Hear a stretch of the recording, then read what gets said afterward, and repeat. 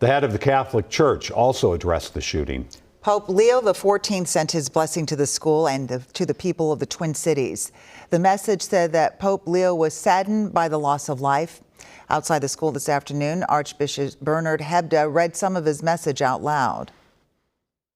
And he sends his heartfelt condolences and the assurance of spiritual closeness to all those affected by this terrible tragedy, especially the families now grieving the loss of a child, while commending the souls of the deceased children to the love of Almighty God. His Holiness prays for the wounded as well as the first responders, medical personnel, and clergy who are caring for them and their loved ones. That grief is making its way all around the world today. It hits home, especially at Catholic schools in the metro. Mike Max is here. Max, we've lived this. We know that there's a lot of sharing with Catholic schools. They're all kind of connected. Yeah, they're separate schools, but boy, they're together too on just about everything, and especially on days like this. Holy Angels High School canceled football practice. Down the road at another Catholic high school, Benilde-St. Margaret's, they offered just an optional workout. And as they are trying to deal with tragedy, it's striking very close to home.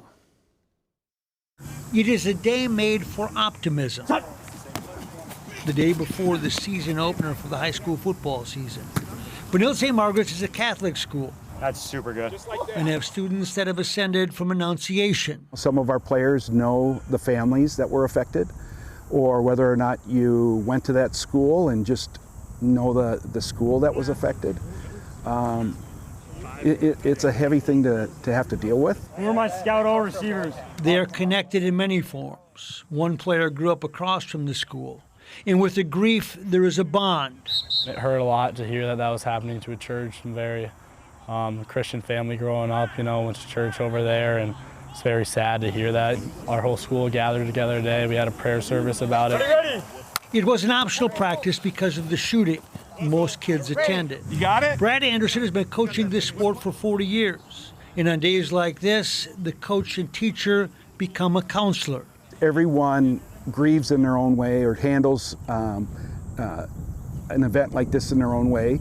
But the one thing we as coaches and as a football team can do is come together. Because in this community, in these schools, it goes way beyond football. We put faith first and everything, and it just really struck us today to hear that news. Benilde will play Stewartville tomorrow and pay tribute. Holy Angels will do the same Friday when they take on Byron, as will schools and games throughout the state of Minnesota. Yeah. This high school season starts tomorrow, and so many affected, impacted are certainly aware of, and they'll honor what happened this week as well. All right. Thank you, Maxie.